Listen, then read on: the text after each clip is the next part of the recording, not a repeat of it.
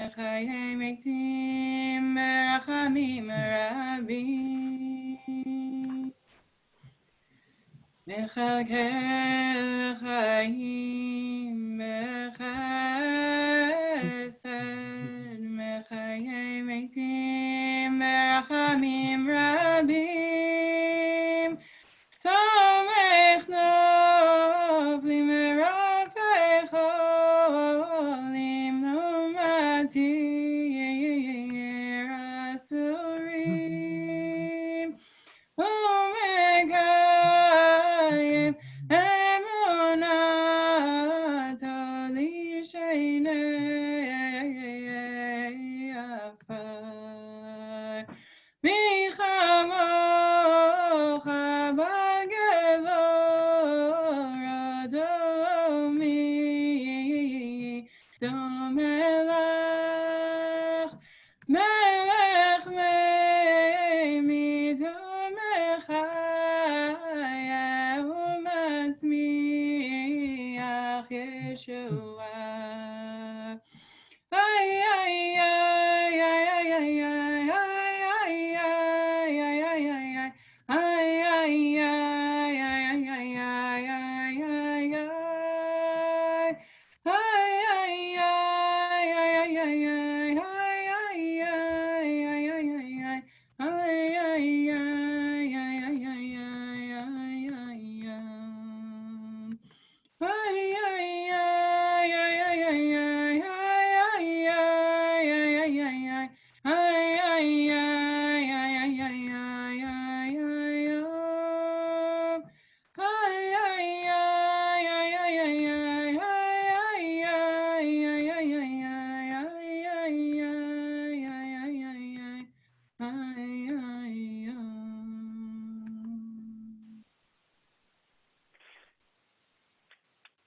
Hello, everyone. This is Morty Labaton. I am the Director of Programs at Hadar. Thank you so much, Aviva, for starting off a slew of our virtual classes with that beautiful song. I want to welcome all of you to what was supposed to be the first class of our 2020 Rabbinic Yeshiva Intensive. We're so disappointed that we weren't able to meet in person, but are beyond thrilled to see so many familiar faces and new faces who can join us to learn a bit of Torah as we're all managing and dealing with the current situation. I am going to pass it over to Rav Aviva in just a second. I just wanted to say a couple things. We are recording this class for those of you who can't make it, and also just to keep in mind in terms of everyone, in terms of what you say and what you chat and everything. Just keep in mind that it is being recorded, so that's one thing. You do have the ability to unmute yourselves and to remute yourselves. So if Rav Aviva asks a question or if she calls on you, just feel free to unmute yourself before speaking, and we'll make sure that everyone else can hear you as well. And with that, I'm going to pass it off to Rav Aviva. Thank you so much again for coming, and I hope you have a wonderful time. Thank you so much, Morty. Good evening, everyone. It's really so uplifting to see everybody's faces. If you haven't already, I really encourage you to scroll through and see everybody's faces so we can be as close to sitting in an actual room together as possible. I know we're all kind of starved for being together with other people and learning together in person. So it really adds a lot to see everybody's faces. Just before diving in, I want to acknowledge the really incredible dedication and agility of all of my colleagues at Hadar, and especially Morty, for making all of this learning happen, and for his vision and real persistence in making it accessible even in our current circumstances. And I also really want to thank Rabbi Shai Held for all of the vision that he puts into this program each year, and really reaching out to all of you and others to make sure that this chance to learn Torah happens, and really for not giving up on that even this year. And I will also add that much of my teaching this evening comes in part by him being one of my formative teachers in thinking about chesed. It is a really difficult moment to be together, so I just want to acknowledge that. I am sure that everyone has quite a lot of things making a claim on your energy and attention and time. And I just want to thank everyone for being here for these moments together. I want to make sure everyone has seen the link to the source sheet that should be up in the chat room. So if anybody— I just reshared it. Great. Okay. Thank you so much, Morty.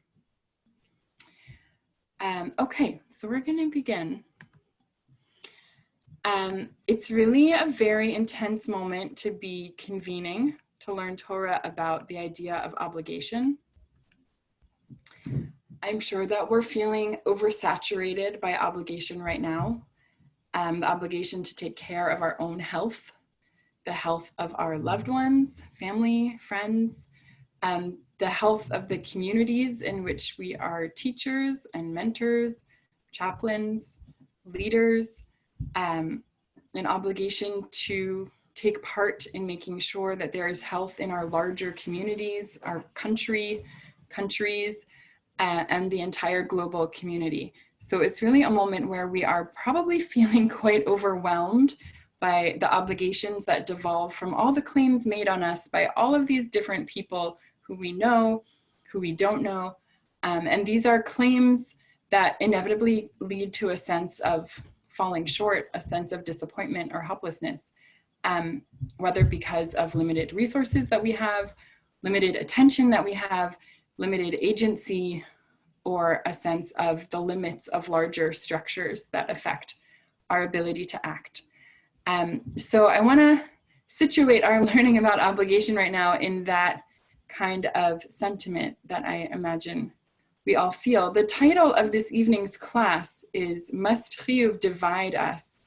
Reframing Religious Obligation. And the goal is to think about how often the way that Hiyyuv, right, that idea of religious obligation plays out in the world is something that can lead to a strong sense of division.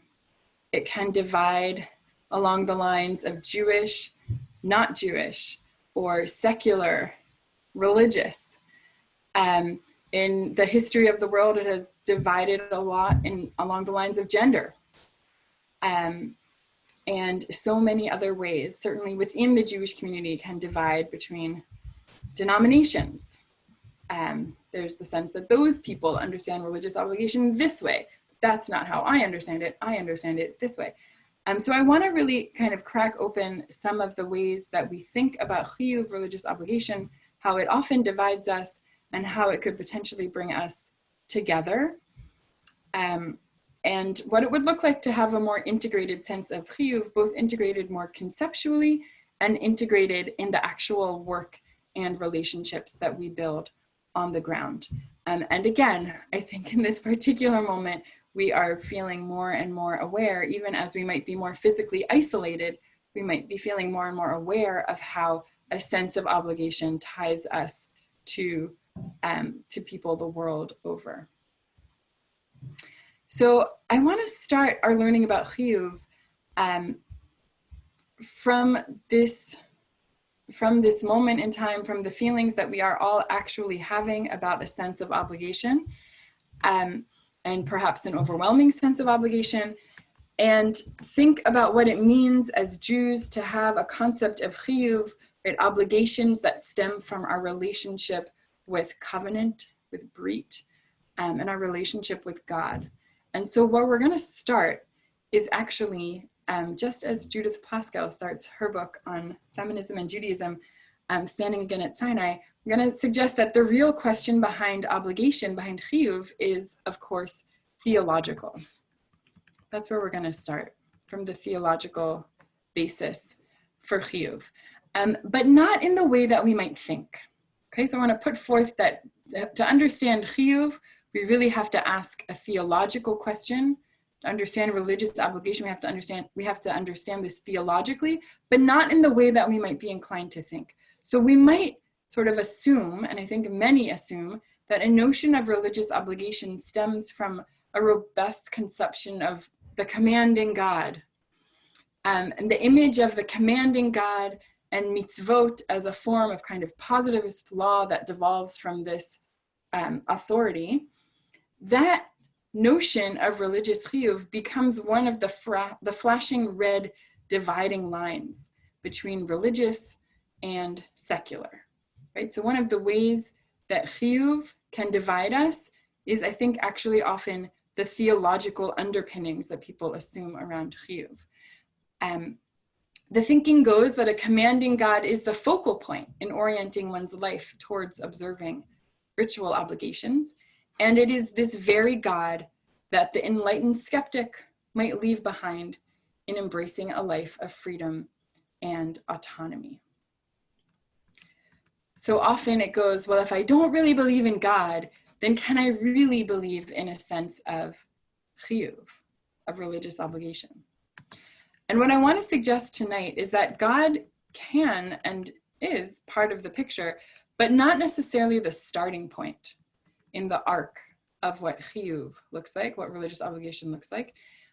Instead of stemming from a really firm sense of God's commanding voice up above, that is the kind of pretext for any sense of chiyuv to come from, it might be better to focus on the possibility that at some point, some glimpse of God will emerge, maybe, in the process of trying to live up to our obligations.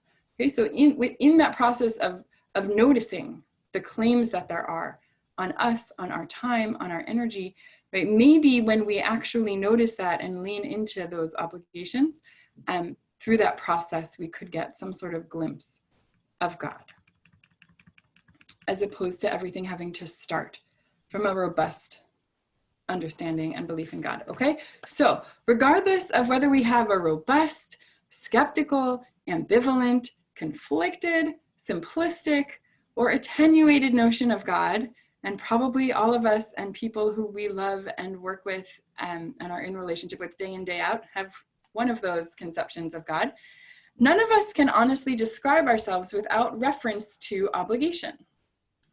We exist in the world not as individuated beings, but as people who are embedded in relationships.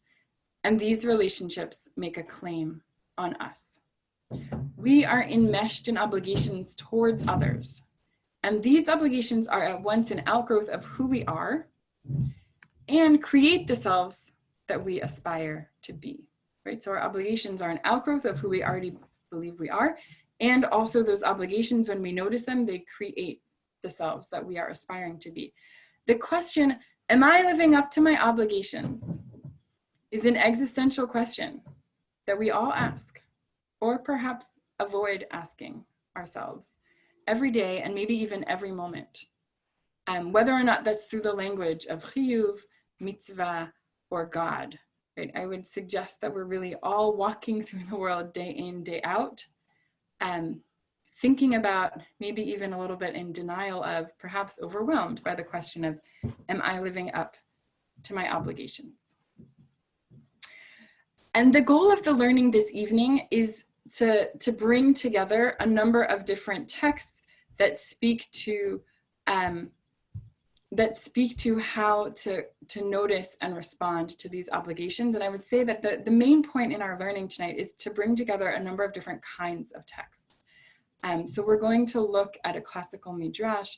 We're going to look at an essay by Rav Yitzchak Hutner, a 20th century scholar. We're going to look at some feminist ethnographic work, and we're going to look at some more contemporary feminist scholarship by Mara Benjamin. And the idea from these different perspectives is to try to integrate different standpoints on how we think about our obligations towards the people in our lives and how religious obligation chiyuv fits into that. So I want to start, before we look at any text, I want to start with a story. It's an anecdote that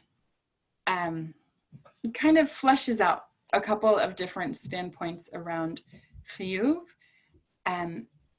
And you'll see how that will be kind of woven in and out of the text that we're going to look at together. Okay, so here's the anecdote. I thought this anecdote might be too intense, but we're in a moment right now where I don't think there's such a thing as an anecdote that is too intense. So this past Shavuot, I spent the holiday in the hospital, in Mount Sinai Hospital. I was with my very tiny baby who was born premature after a pregnancy where it was totally unclear whether he would make it through or not. And he did make it, Baruch Hashem, and was quite tiny and was in the hospital for about 5.5 weeks. And that, towards the end of that time period, it was Shavuot, it was 3 days. I couldn't really afford to be away from the baby for 3 days. So I stayed right near the hospital in a Satmar Bikur Cholim apartment that, as long as you got the right phone number, and were persistent in calling this phone number, you could stay in this apartment for free to be in walking distance of the hospital. So I made that arrangement and got a phone call a little bit before Shabbat. That was the Shabbat right before the 2 days of Shavuot. I got a phone call from, sorry about that little background noise. I got a phone call from somebody named Goldie, and she was, I think she was about 16 years old. She was going to be staying in the Satmar Bikur Cholim, also was actually from the Satmar community in New York City. And she was a little bit nervous about being out by herself in the dark. So she wanted to make sure that we could try to meet up and walk together to this apartment, and between the apartment and the hospital. And Goldie was staying in the Satmar Bikur Cholim because she worked with children with special needs. And one of the kids who she worked with was in the hospital, had a severe case of pneumonia. This young woman or girl, part of the kind of condition that she had is that she screamed really loudly, and it was very hard for her to be by herself. So she needed a companion with her at all times, and Goldie was here to be with her for these 3 days. So it was me and it was Goldie. And then there was an older woman who was staying in the Bikur Cholim apartment because her daughter had just given birth, and she wanted to be near her. And it was sort of an interesting moment to be with these women. This older woman was also from the Satmar community. And when I came back on Friday night, or no, I guess it was Saturday night, the first night of Shavuot, when I came back to the apartment, I was quite exhausted, ready to go to sleep. And the older woman was in the apartment in the common room, and she was saying Mariv. She was davening the evening prayer to welcome in Shavuot. And I remember, I was thinking about how just in that moment sort of struck me the ways that all of us in this apartment were there out of a sense of various kinds of obligation, right? I sort of had this particularly visceral obligation towards feeding my very tiny baby, and an obligation around keeping Shabbat in a way that required being down there. And this young woman, Goldie, who had such a strong sense of obligation towards this young girl who she worked with and being with her, to the point that it meant her leaving behind her entire family for these 3 days. And this older woman who was there to see her daughter, and yet also felt such a strong sense of obligation around davening 3 times a day, that here she was at like 11:30 at night, after I imagine a pretty exhausting day, making sure to say Mariv, when I was like, I'm just going to bed, I do not have time for that. Um, and I want to share this anecdote because as we continue in the learning of text, I think it's really important to have the kind of concepts that we are working with here be very situated in the actual lives and experiences that we all have and live. And part of what I want to put on the table is the intensity of obligation that we might feel, and not only intensity, but even the sort of instinct around obligation that we might feel in certain circumstances towards other people in moments of the need to give care, and how that can actually be a frame that affects our sense of Hiyyuv and obligation towards God more broadly, right? So just to sort of put this all on the table, I think we often think of, religious sort of, the religious tradition says that women are exempt from XYZ obligation because of the kinds of interpersonal care that they might have to be, that they were expected to be engaged in, right? That's often a trope that we hear, even though textually it's actually not the most obvious thing. That's a trope they often hear. And this was just such a moment that defied that, this moment in this apartment over that holiday, right? Where it was like, there's a really strong sense of care and obligation towards others, and there's a really strong sense of obligation towards God, and even towards 3 prayers a day. And so I want to bring that anecdote to allow us to unpack the ways that we assume obligation can be in tension, perhaps can divide, and what it would look like to have a more integrated sense of obligation. Okay.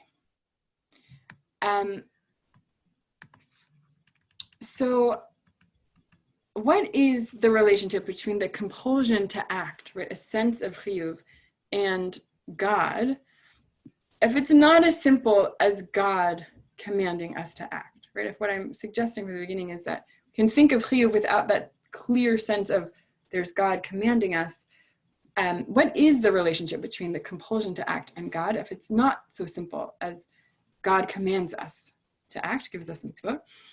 And so to probe the nature of our religious obligation and where it comes from, I think we have to begin with Avraham, who was arguably the first to have a sense of religious obligation, right? To feel compelled to act out of a sense of his relationship to God and God's voice. Okay, so I want to start with the question of, where did Avraham's sense of obligation come from? And I realized by starting with Abraham, right, we're looking at a text that is pre-Sinai. So it's different than the sort of more formal set of mitzvot that we get later. But I think we have to start with Abraham if we want to really look at the origins of having a sense of religious obligation and feeling compelled to act, and its relationship to God. So we're going to turn to our source sheet now. So everybody have their source sheet up. Maybe send a little chat note if you're having trouble finding it. And we're going to look at this midrash that's a relatively famous midrash, though I would say often not always perfectly understood midrash on Abraham and his discovery of God. And the goal in looking to this midrash from Bereshit Rabbah is to sort of notice and even linger on the fact that this text suggests that Abraham's sense of obligation did not come directly from God telling him exactly what to do, but if anything, maybe stems more from his sense of God's absence in the world. Perhaps a sense of lack of the kind of management he would like to see, and that's actually where his obligation stems from. Okay, I'm going to call on people to read. You can definitely pass, but as I see people's faces here, I'm actually going to ask people to read. If I do call on you to read, I will unmute you, and just go ahead and read clearly, or let us know that you want to pass, and I'll move on. Okay, should I pause here for a second? Any questions right before we begin with the actual text part of our learning? You can make a little chat if you have a question. Okay, well, we'll figure this all out. Okay, so Joel, why don't you start us off and maybe say a word about, just say sort of one word on where you're coming from so that we can a little bit get to know each other in this room. Sure. I'm a retired Reform rabbi who has my own foundation called Jewish Helping Hands. And I spend my time traveling to Cambodia, Rwanda, and Israel, and several other countries, trying to do acts of my call Tikkun Olam. Thank you. And I'm in Manhattan. In Manhattan. Okay. Yes. Okay, you want me to? You can read in your language of choice. Language of choice? Well, I'll try to do it in Hebrew. Okay, great. Vayomer Adonai El Avraham Lech Lecha V'Gomer. Amar. I'm just going to interrupt you at times to make sure we have our full context, right? So this is obviously on the first pasuk of God speaking to Abraham, right? God says to Abraham, Lech Lecha, go. That's where this midrash appears. Okay, go ahead. Okay. Amar Rav Yitzchak Achar Shehaya Over Mimakom Lamakom Ra'a Bira Achat Doleket. Amar Tamar Shebira Hayata Below Manhig Eitzitz Bal Habira Amar Lo Ani Hu Bal Habira. Okay, great. And we'll pause there in our mashal, our analogy, before we get to how this all plays out. Okay, so we have some sort of passerby traveler going from place to place. Right, it's interesting that you are talking about all your travels. So this person's going from place to place, sees this building, tall building, right? In medieval text, it's interpreted as a castle, right? But it seems like it might be more like an apartment building that we know existed at this time period in Roman Palestine, right? There were actually structures that had multiple residences, sees it on fire, and says, you know, one might say that it seems like this building doesn't have a manager. You want to think of a superintendent, right? There actually were at the time residences that were multiple. There was multiple people or families living in the residences, and they were supposed to actually have someone like a superintendent taking care of things like putting out fires. Right? He says, "Wow, it seems like this building doesn't have a super." So then, who peeks out from the building? Hitzitz Bal Habira. Right? It's the owner of the building. Mm-hmm. Peeks out, right? It says, "I am the owner of the building." Right? But if you think about it, it's a different word than what the traveler noticed was missing. There wasn't a super. There wasn't somebody to manage the building, but it's the owner who peeks out and says, "Well, I'm the owner of the building." Right? So we'll talk about that a little bit more. But that's our whole analogy. Okay. Building on fire. Seems like there's no manager. Owner of the building peeks out and says, "Well, I'm the owner of the building." Okay, go on. Kach lefi shehaya Avraham Avinu Omer Tomar Sheha'olam B'li Manhig Eitzitz HaKadosh Baruch Hu Amar Lo Ani Hu Hamanhig Adon Kol Ha'olam. Manhig below Baal. Okay, yes, but also Adon. So this is confusing textually, but in our understanding of this analogy now, we have Avraham is, of course, the traveler, right? Just walking through the world. Says, doesn't seem like there's anybody in charge here, right? And based on the story, seems like he sees the world on fire, right? The statement comes from seeing that, like, well, kind of looks like everything's falling apart here. Seems like there should be somebody in charge, but that person doesn't seem to be doing their job. And then God peeks out, says, "Ani manhig Adon kol ha'olam." I am the manager, but also here the owner, right? The master of all of the world. Okay, so I guess the question is, what did this analogy give us? How does this affect our understanding of Avraham and this moment of what it means to, quote unquote, discover God, which is what this midrash is generally used to establish? Anybody wants to raise their hand? I will call on you.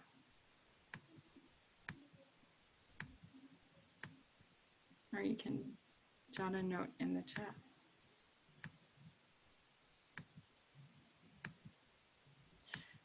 Okay.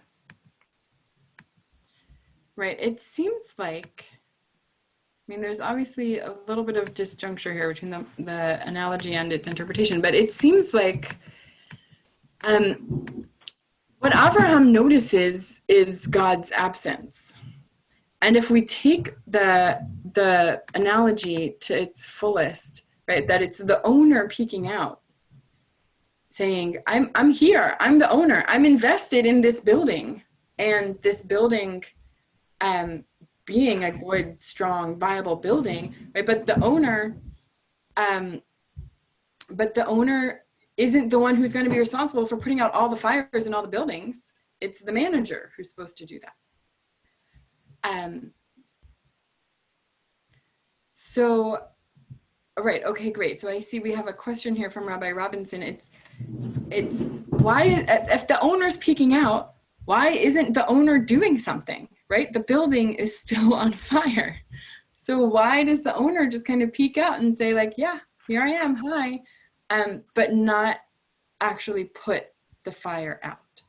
So we can think about that theologically and what that means, but it does seem like one way to read this midrash is that actually what Avraham realizes is that he might have to jump in to act as the manhig, as the manager, even though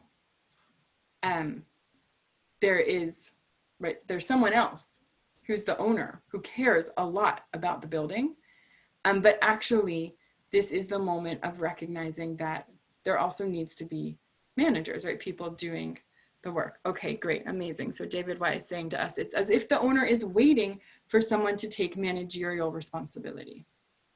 Okay, so we can think about what this means theologically, right? Is God somehow constrained, unable to put out the fire, or is this somehow, I almost think it's not necessarily about the inability to do it. It's just that you would never think that the role of the owner is to actually attend to the in and out details of the functioning. So it might not be about an inability of the owner. It's just about role clarification. And so in that way, I think what's so complicated about this moment of God's discovery of Avram's discovery of God is, right, it's Avram gets a glimpse. Avram gets a tiny glimpse of God peeking out, but in many ways, this is more a moment of sensing the absence of leadership in the world, and that leads to Lech Lecha, which is now an understanding of having to actually tend to the world's fires as being something that Abraham is going to have to go out there and try to do. Okay, so, and I will just add, when I learned this midrash with Aryeh Bernstein years ago, probably more than a decade ago, and it was really, a lot of his teaching on this really opened up my eyes on how to see this source differently. Okay, and I think it's actually a pretty powerful source for a moment when it feels like our world might be kind of out of control, and there's not the kind of, the world's on fire. It's a moment of noticing that the world's on fire. And the question is, what can we do? Okay, great. From Elisa Pollack, right? That question of whether doleket is destructive, meaning on fire, or actually could mean aglow, depending on how that world and how that fire is managed. Okay. So this is in many ways all a setup for looking at Rav Yitzchak Hutner, right? The next source on the source sheet from the 20th century scholar of Yitzchak Hutner. Very interesting. I think you've had the chance to study his work with Rabbi Shai Held. Writes a lot on, it's kind of a combination of the Lithuanian yeshivish style and Musar. And he went to the University of Berlin and studied philosophy along with Rabbi Soloveitchik. So he's a world bridger builder in and of himself. Has a collection of essays. Well, our collections of his essays on kind of Musar and philosophy are organized around holidays. So this is from his collection of essays on Chesed, which, if I had to ask you, what holiday would that be associated with? What might you say? You can jot it down in the chat for a second. Collection of essays on Chesed. Which holiday would you put that with? Shavuot. Great. Boaz. I will add as an aside, our eldest is named Boaz because he seemed to be the only male character in the entire Tanakh who could kind of uniformly be associated with Chesed and didn't have some other dark side, or whatever, problematic side. Sukkot, fascinating. Sukkot from Rabbi Avi Strasberg. Would love to hear more about that. Yom Kippur, interesting. Okay, a day when we are asking for God's Chesed. Purim, we just had Purim. Mishloach manot ishrei matanot le'evyonim, right? The crux of how to celebrate that holiday at the end of the Megillah is to give to others. Yes. Okay, they're all wrong. They're all beautiful and right in so many ways, but they're actually all wrong. Chesed, the collection of Chesed, great Pesach, I see now Shir HaShirim, sort of kindness and relationship, also beautiful, but also wrong. The collection of essays on Chesed, Rav Hutner puts at the very beginning of the very first holiday, which is Rosh Hashanah. And it's, I think, particularly fascinating that that's where that goes, because, right, if you were to think of a midah associated with Rosh Hashanah and Malchut, right, the day of establishing God's sovereignty in the world, probably Din, right, judgment would be the first attribute that comes to mind. But what Rav Hutner does in this essay is basically lay out a picture of the universe where the only way that God is sovereign, the only way that God has any kind of power in this world is only through the attribute of Chesed. So Chesed becomes totally foundational for Malchut, for any notion of the existence of God. So that's where this collection is. It's really amazing to kind of learn through the full collection. It's not that long. And we're going to look at the first essay within this collection. Okay. So what I think is sort of beautiful about this first essay in Kuntras HaChesed, in the collection of essays on Chesed, is that what Rav Hutner does here is bring together two different traditions about Avraham. Those two traditions are, number one, he was the first one to recognize the Creator, first one to discover God. And number two, he's known as a Baal Chesed, a doer of Chesed. And those are two traditions that I think we might often think of as two kind of parallel traditions about Abraham, two different expressions of his piety, maybe.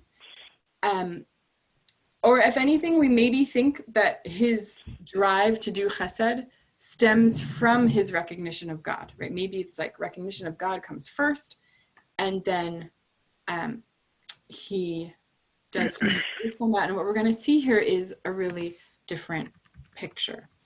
Okay, so So here we go, right? Just as we're about to read this, I'll just add one more word of introduction. His writings for Rosh Hashanah become a locus for his theological kind of ruminations as Rav Hutner develops the meaning of Malchut, God as king.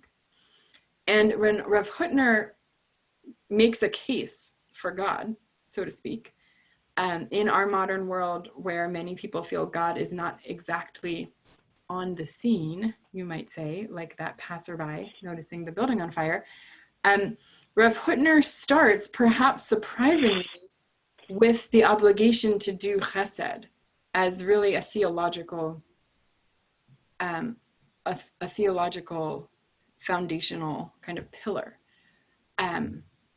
So in his introduction to his essays on Rosh Hashanah, where we might expect him to depict God as king and judge of the world, holding us all accountable for our actions, instead, he begins with this excursus on chesed, and he's basically going to make the claim that the only possible way to know God in this world is through us doing chesed, right? The only way to know God in this world is through doing chesed. I'm not sure where the background noise is coming from, but it seems to be gone, so that's great. And we're getting a note here that his writings were recorded by his daughter. Okay, thank you.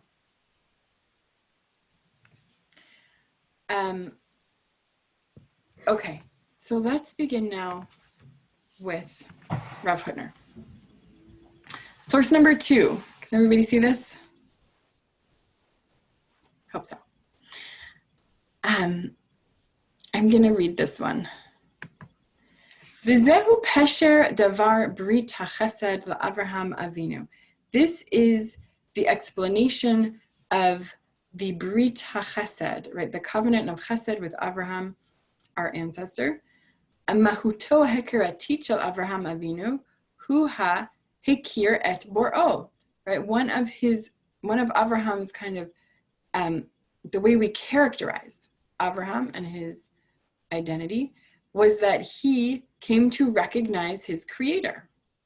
Nistakel babira, umitoch habira, hitzitz alav bal habira. He looks at that building, and the owner of the building peeks out from the building. That's Avraham coming to recognize his creator. Umikevan, and I'll just say, this is an excerpt from the middle of this essay. So he's laid out some of the work that I will summarize for you as we do these next steps. Umikevan shenativ hachesed, hu hanativ asher alav za'ada habri'ah v'hit havuta. Right, since the path of chesed is the path upon which creation processed in its coming into being. V'hakav hamovil min haborei el habriya kav chesed yikarelo.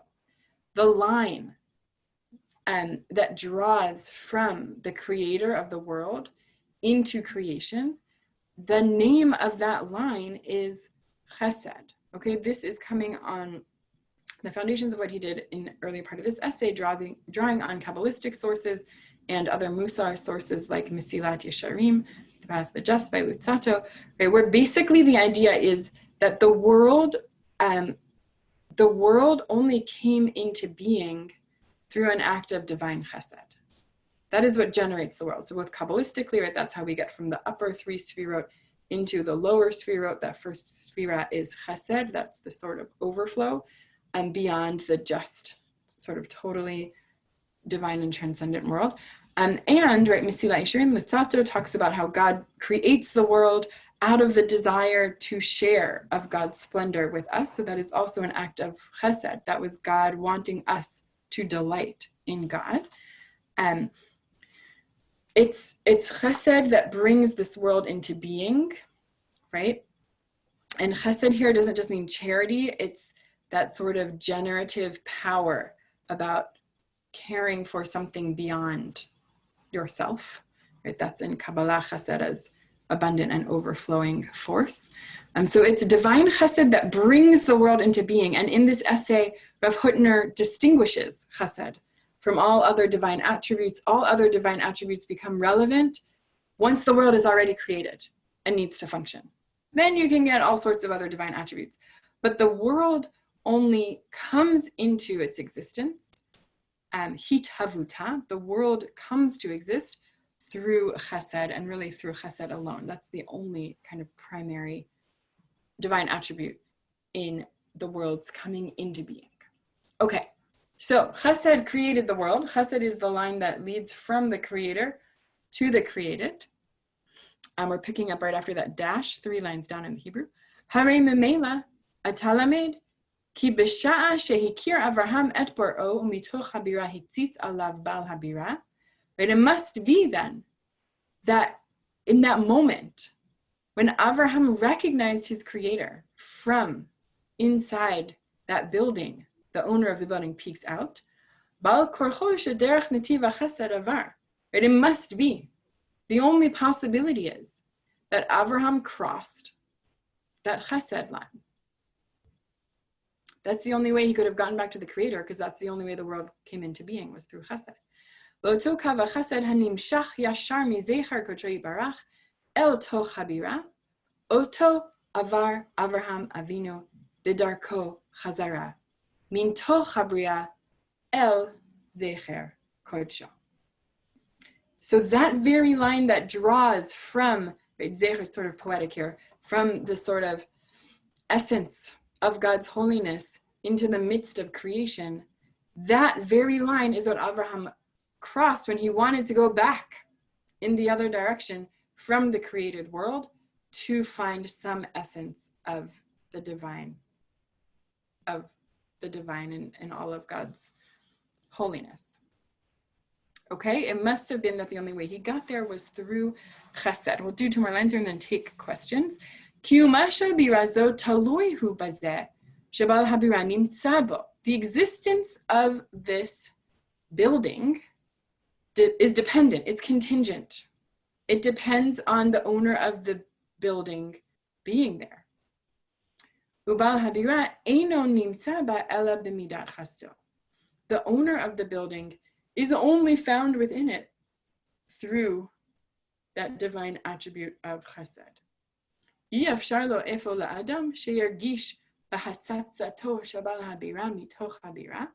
Totally impossible for a person to feel, to sense the owner of the building peeking out from within.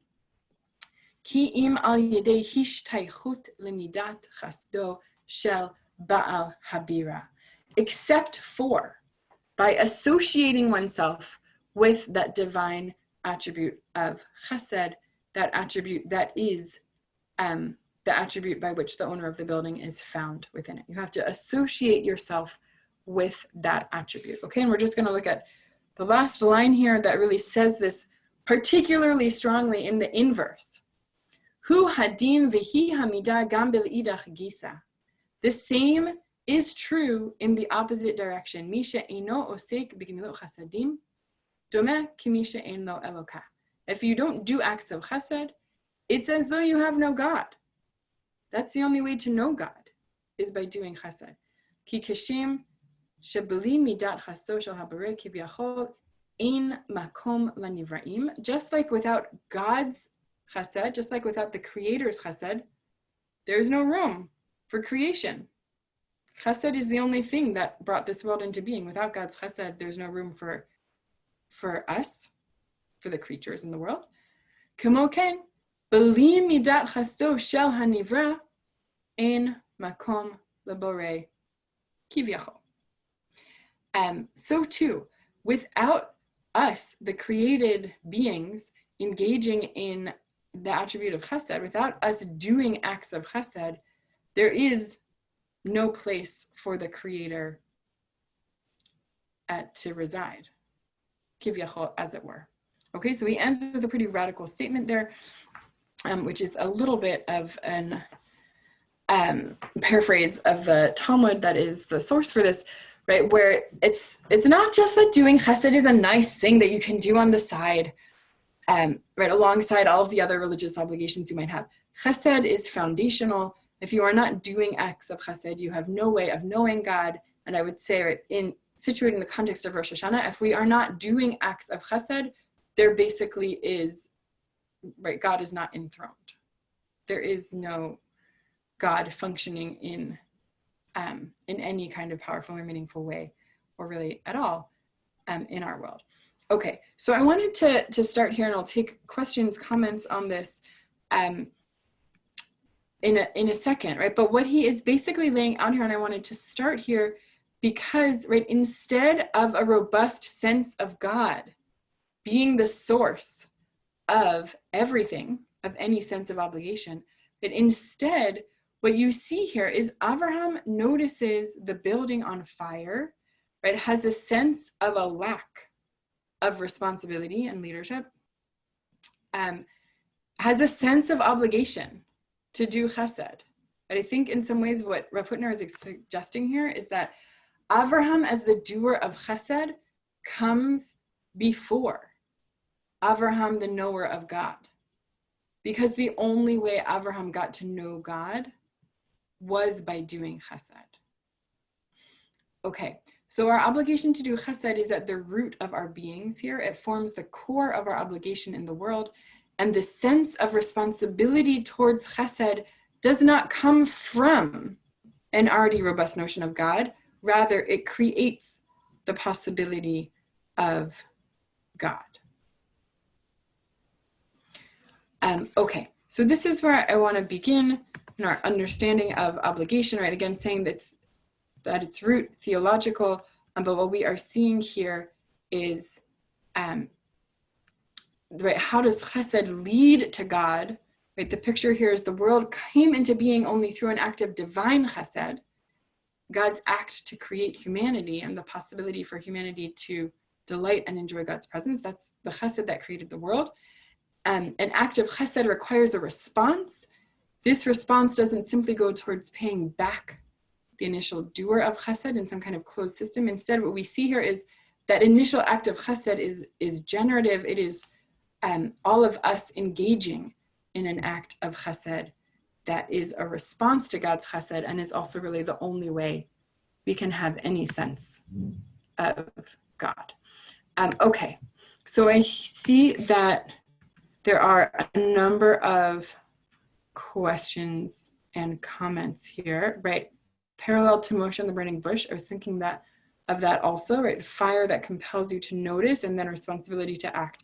Yeah, okay, great. Except, right, you say even more strongly, because it's not just a bush that might theoretically burn, but it seems like there's actually a real danger, right? That building could burn down or that fire could even spread. And yes, I'm just scrolling through some of these thoughts. Yeah, I know. So the question about, right, where is God really situated in this midrash? And the idea of God being in the building means that God is also at risk and has to be saved, right? And so if you kind of interpret that conceptually, theologically, it's like, I think Rav Hutner here is saying God is at risk, with the possibility of God having any resonance or power in the world is at risk unless we step up and act out of obligation. Okay, other questions, comments on this text before we move on? I'm going to scroll through your faces for a minute. And if you have a question, you can raise your hand, and it's great to see all of you.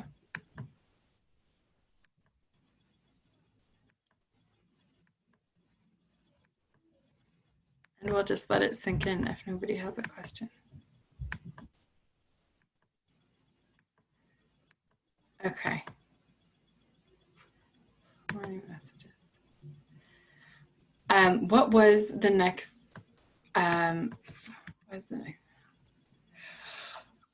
Okay, what was the next step for Avraham? What's the next step for us? Yeah.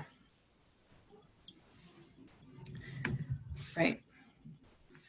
Well, I think what I find most fascinating about what's the next step here is that the next step is not really can we come up with whatever sophisticated language to root our sense of Hiyyuv and God? It's not a sort of sophisticated picture of what it means for God to be enthroned, right? Which is kind of ironic because Rav Hutner certainly pursued all sorts of intellectually sophisticated pathways in and of himself, right? But at the end of the day here, you have the picture of how do you start Rosh Hashanah and connect with this concept of Malchut is less in the mind and more in the hands. Right, that the way we're going to come to know God in the world is through our actions and our doing. So I think that's a little bit of a kind of intervention you might want to make in certain circles and communities. A true atheist is someone who does not do acts of chesed, is the latest comment here.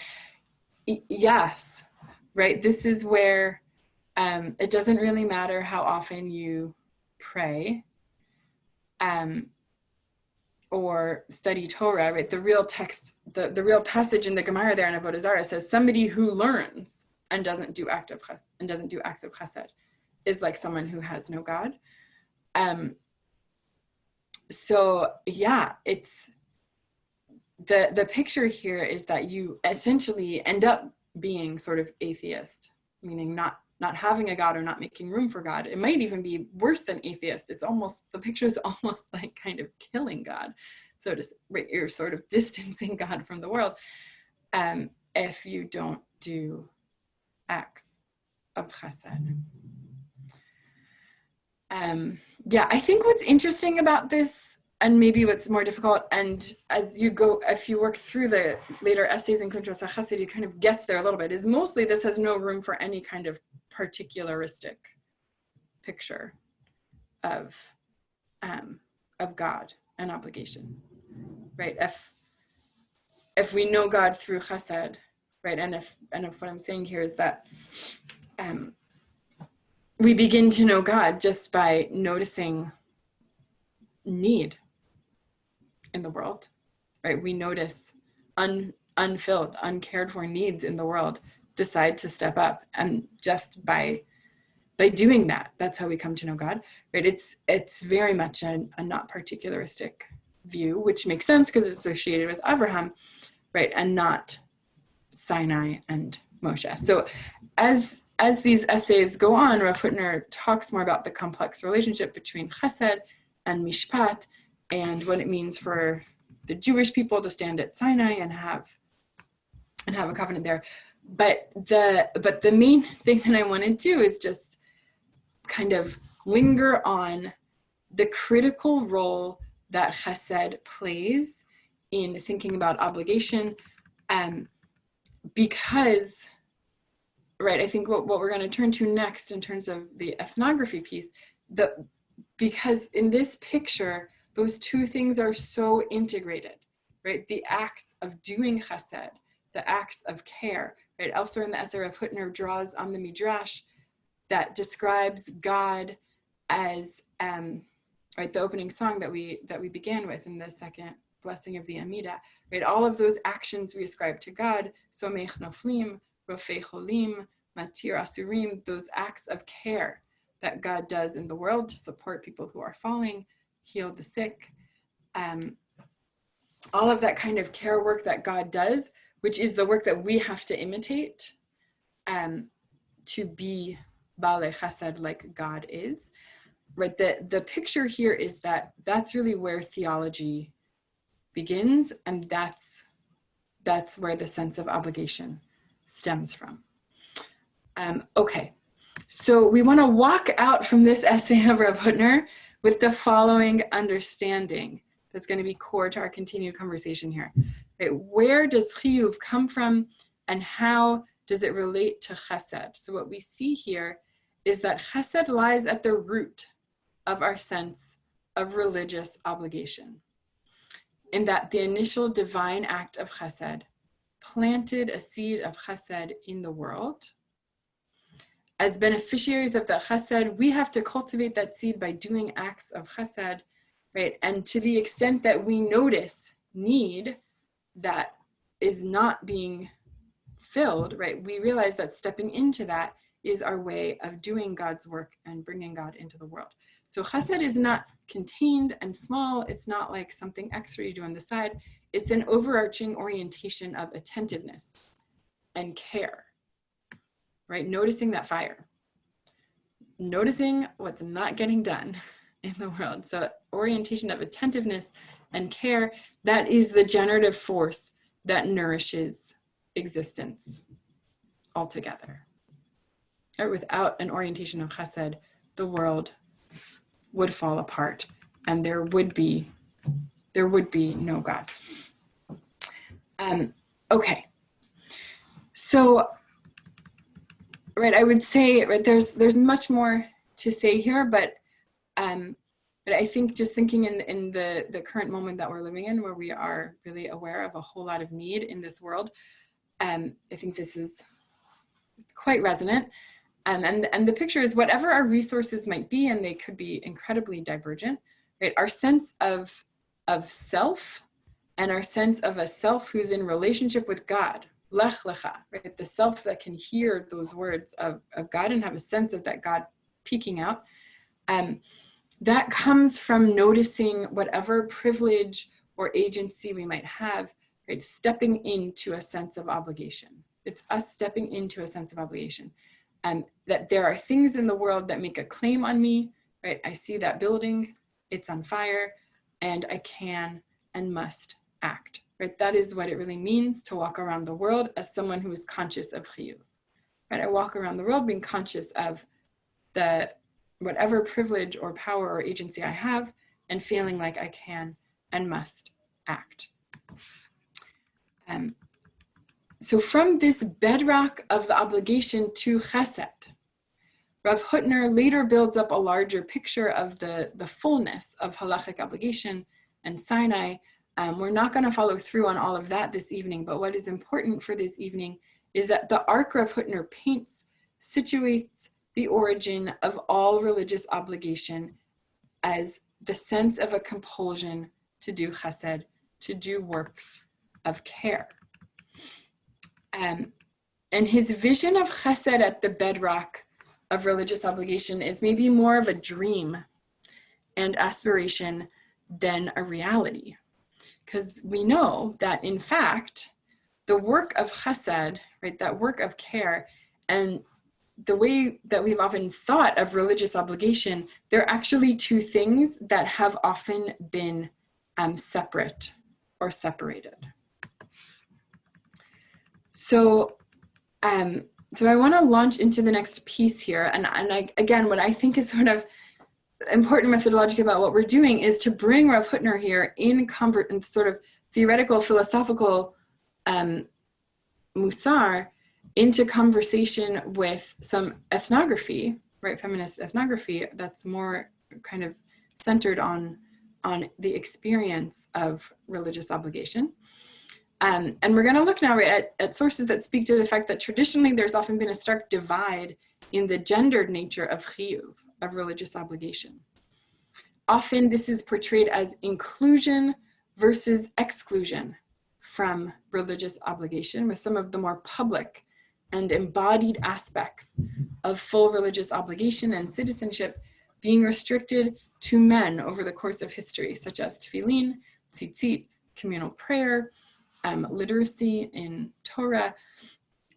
So a stark line has generally been drawn between the privilege of engaging in this kind of activity of religious obligation and the more mundane work of caring for home and family and others, right? So we know that historically there's often been this divide between religious obligation and the work of care.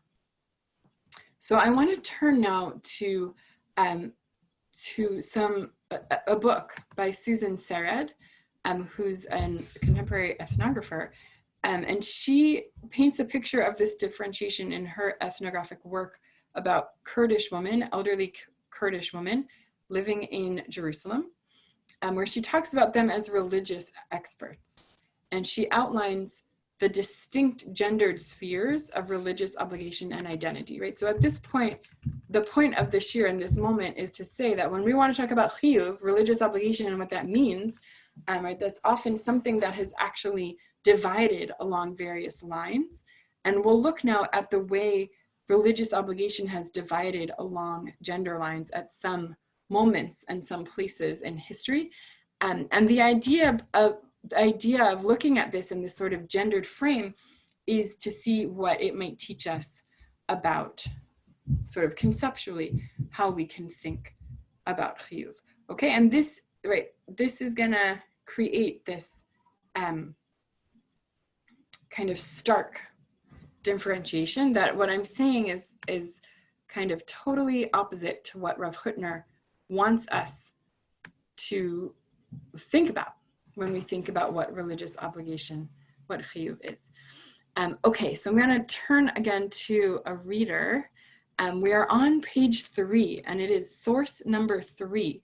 Susan Sered, Woman as Ritual Experts is the name of the book, subtitled The Religious Lives of Elderly Jewish Women in Jerusalem, where she interviewed all these elderly Kurdish women, and really wanted to get to the bottom of how do they see their own religious identities, right? What is their sense of quote unquote Hiyyuv, even if they might not use that technical term. Okay, let's see. Gonna call on someone to read here.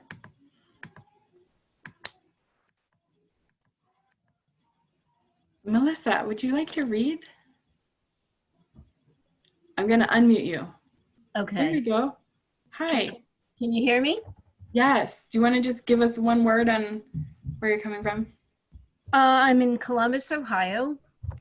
I currently work as a hospital chaplain in a Catholic hospital system. I barely see a Jew. So seeing all these Jews and rabbis in front of me is great. And I'm missing us all being together. Yes. Okay, hope everyone stays healthy in your hospital. Me too. The chaplains included. Yes. Okay, jumping into the fire.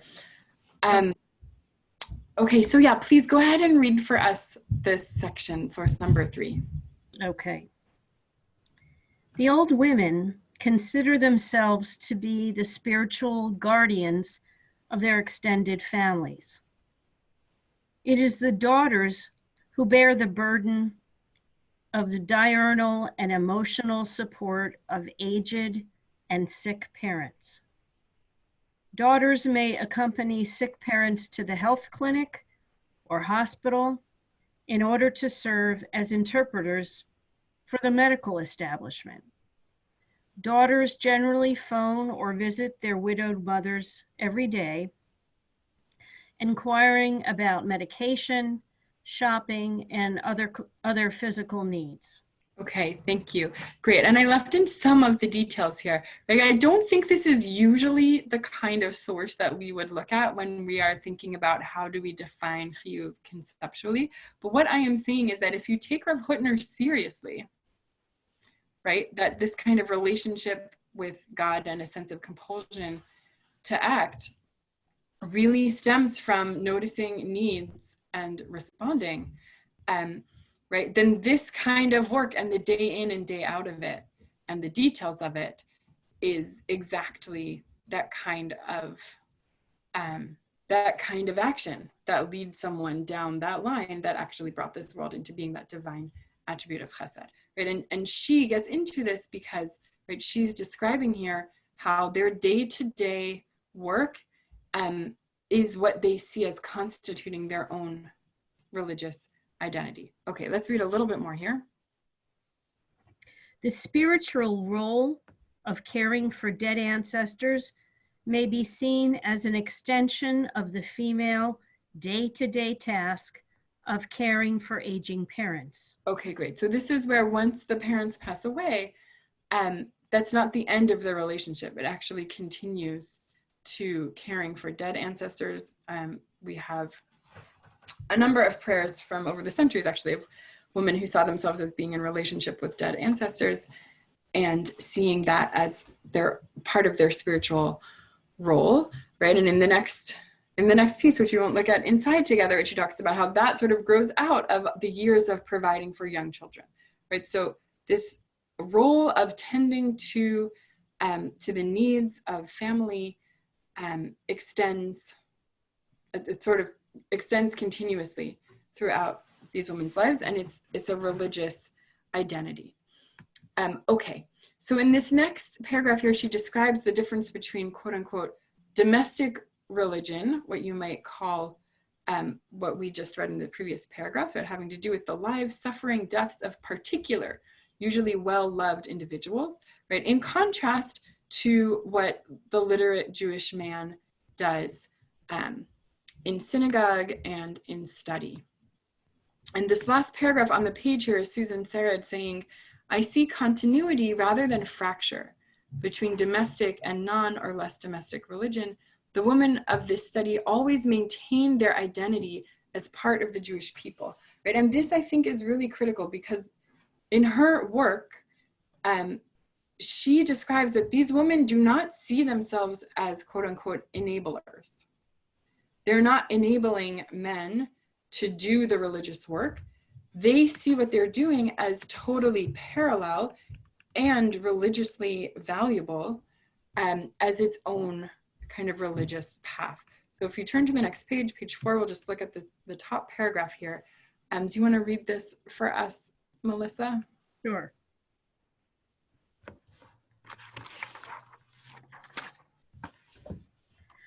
The religious man prays, studies, observes many laws concerning ritual behavior, but is not particularly concerned with morality and kindness in interpersonal relationships or with real everyday needs. Relationship manifested through charitable behavior, on the other hand, is the essence of female religion.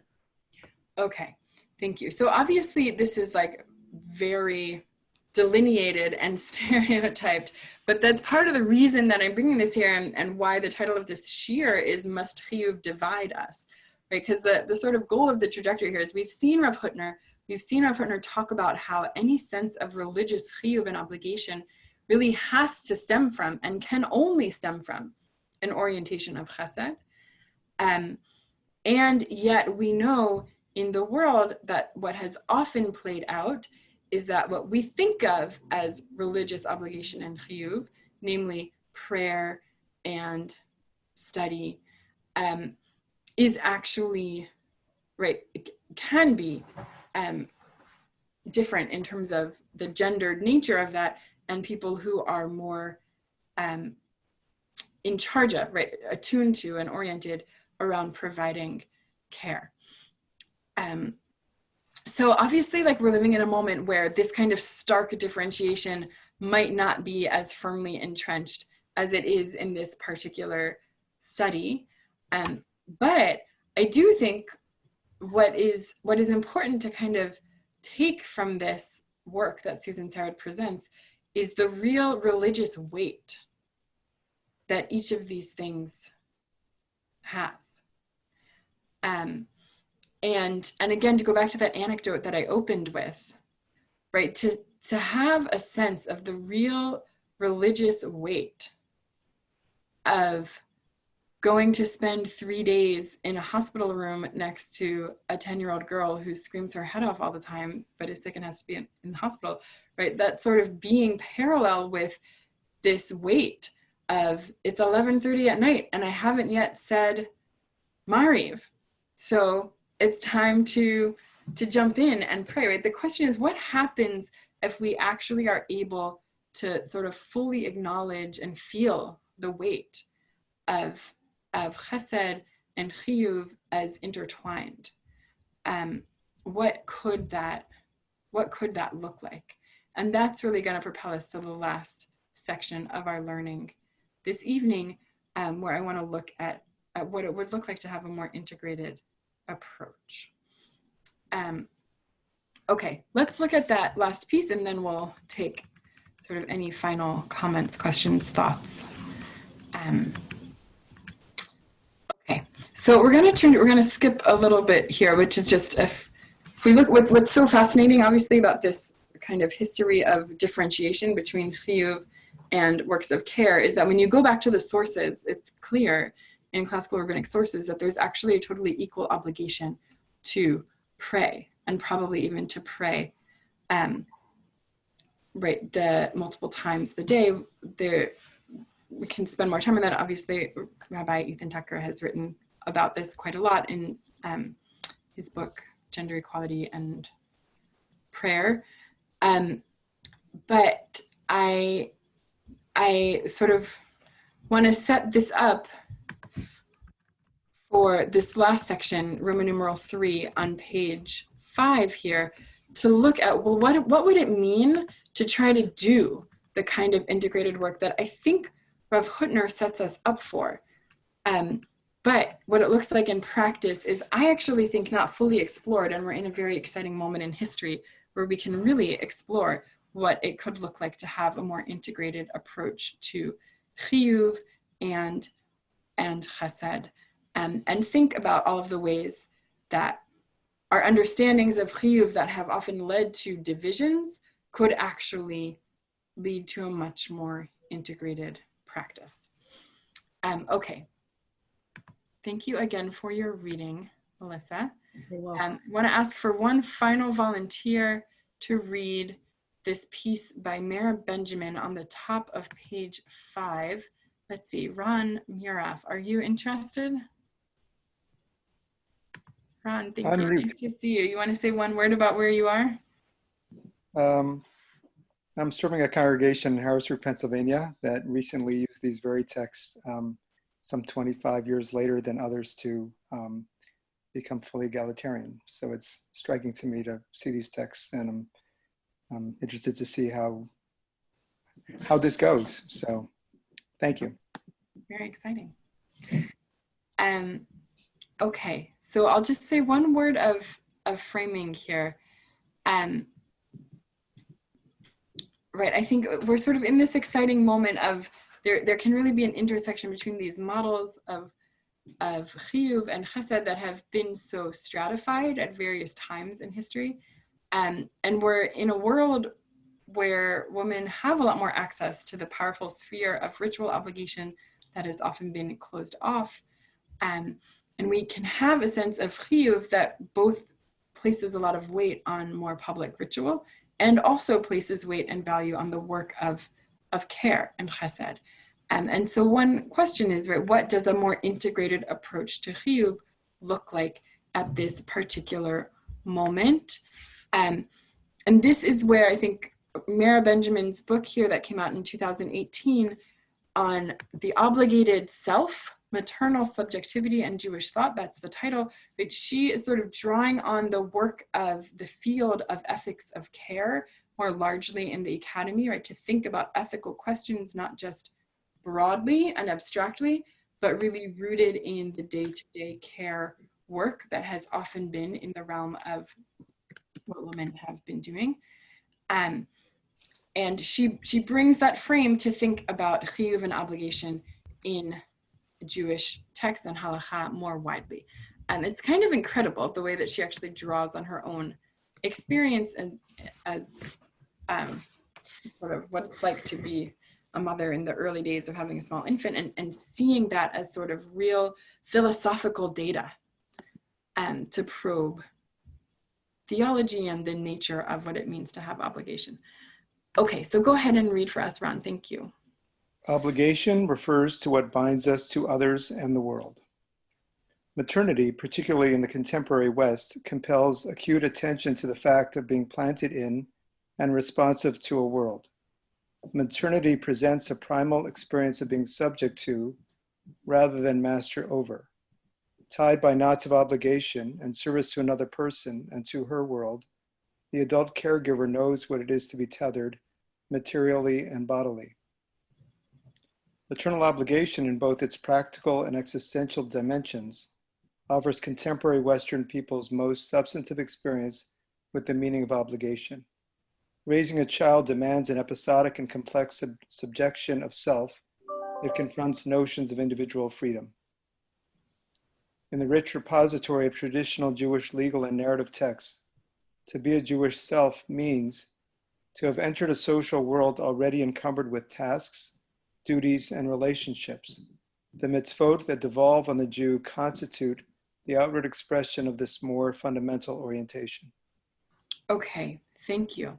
So I think what's like so revolutionary about this approach, right, is instead of following that path that kind of traditionally many people have trekked, which is, oh, well, if you have obligation to family or to small children, that means, right, that sort of exempts you from or exists totally separate from all sorts of Hiyyuv, all sorts of religious obligations that that you might not have time for, such as tefillin or perhaps praying certain times in the day. I think that's sort of the common conception.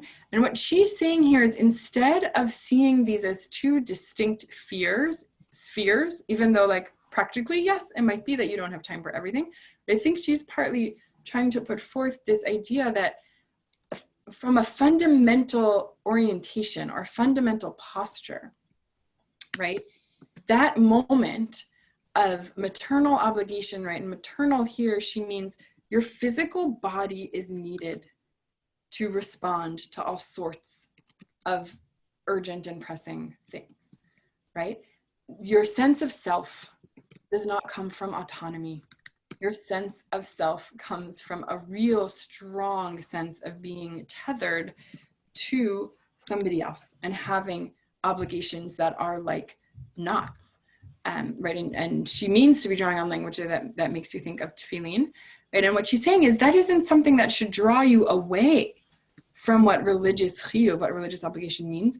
That is actually a kind of posture to sink into and to situate what it means to be a religiously obligated self, right? So I would say a way to think about this is, right, all of those acts of care, right, noticing need, responding to that need, is actually part of cultivating a posture and sense of being someone who has Hiyyuv in the world. And as we are facing all sorts of needs that are coming and will continue to come from all sorts of places, I think it's really important to try to, right, integrate that into our sense of what it means to be putting on tefillin or to be praying. Right, all of these sort of things that could exist in their own kind of siphoned off box as religious Hiyyuv actually become much more meaningful in what they can hold and carry if we see those as tied to our real, very tangible sense of obligations towards others, obligations of care. Okay, we could spend a lot more time together, but I want to honor the fact that the class ends in another 5 minutes. So I gave as an example you can look to later, right, how you might think of integrating this kind of theoretical framework into something like tefillah, and see how tefillah is embedded in, I guess I'll leave you with this image because I actually think this is really critical as we're entering into this time of really great uncertainty in our communities and our world, right? What does tefillah isn't a luxury for people who happen to be independent enough to pull off that time, right? Tefillah here becomes really embedded in a sense of being attuned to needs, being attuned to care, right? And so in that way, I think tefillah can be a moment of stepping into our own vulnerability of beings who require divine chesed.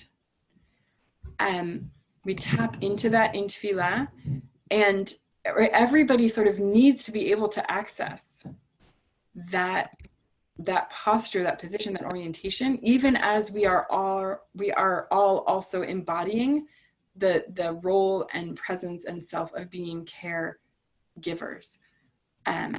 So in some ways, I think our religious Hiyyuv intersects with that more instinctual Hiyyuv obligation towards the needs of others by providing an opportunity for a more kind of dynamic interplay.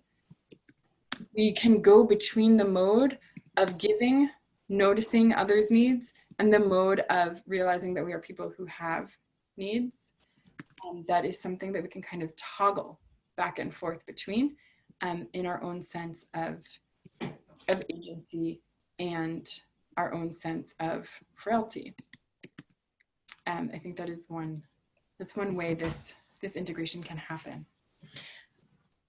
Okay, I think we can try to engage with a couple of questions or comments, and then we're going to close out with a melody. Does anybody want to type or share a question?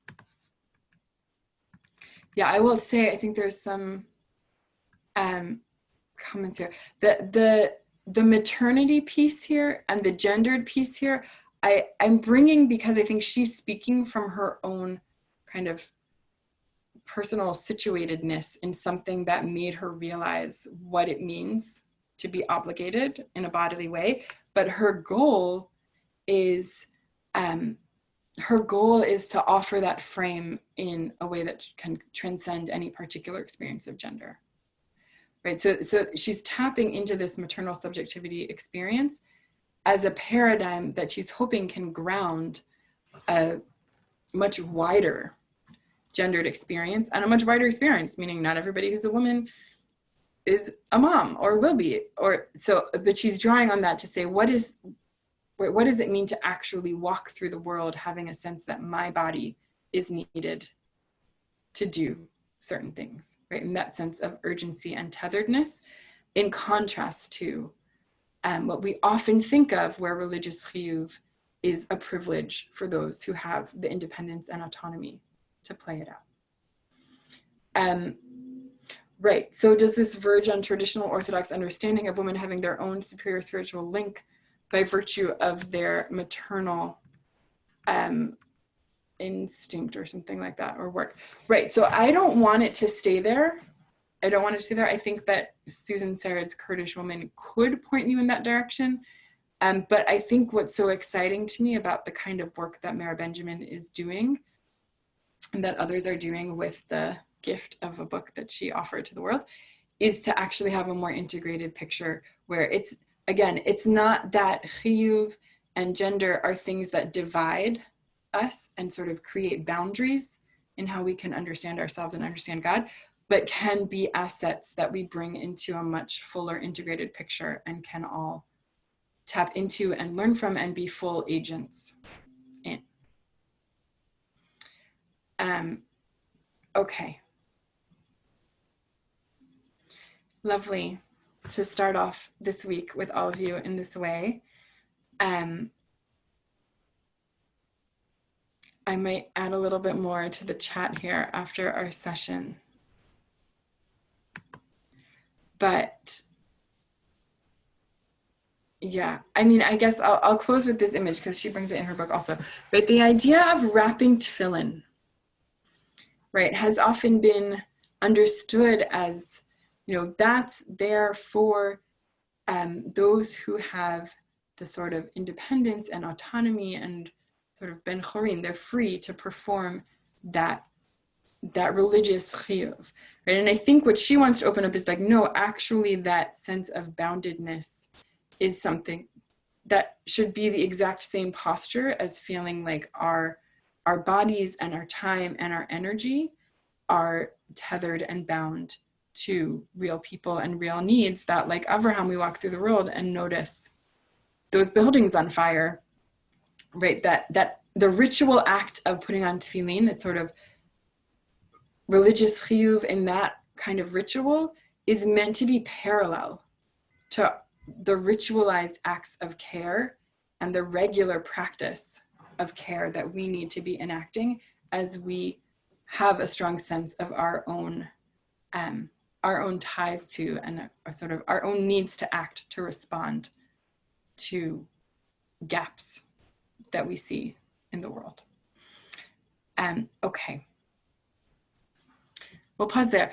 that there's an idea of unmuting in order to sing our last name again. We will do that. I'm going to warn you, it's not going to work that well because of the time delay, but I'm just going to center us in singing this name and hope that everyone will join in wherever you are.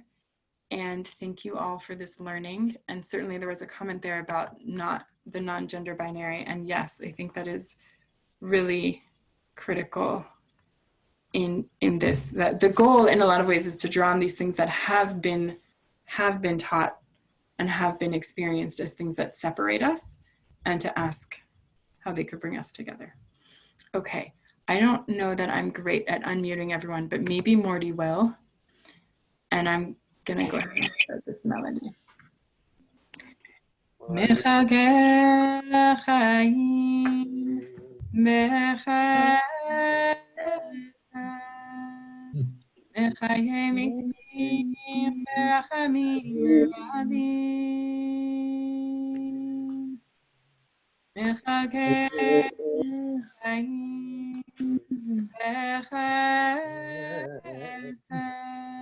mechayem itim berachamim rabim.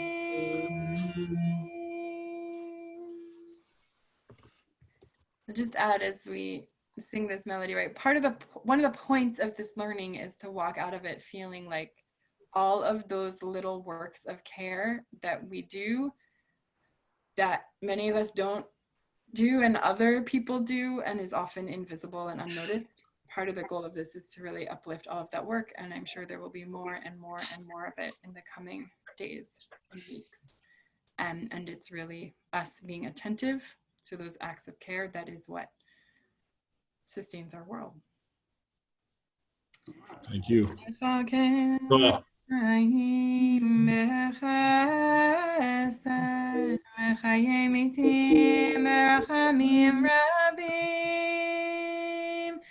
Samech naflim rafecholim umatir asurim umekayim emunat alishenei afar michamocha b'gevura umida melech melech me'mida melech umatzmiach Yeshua. Ay, ay, ay, ay,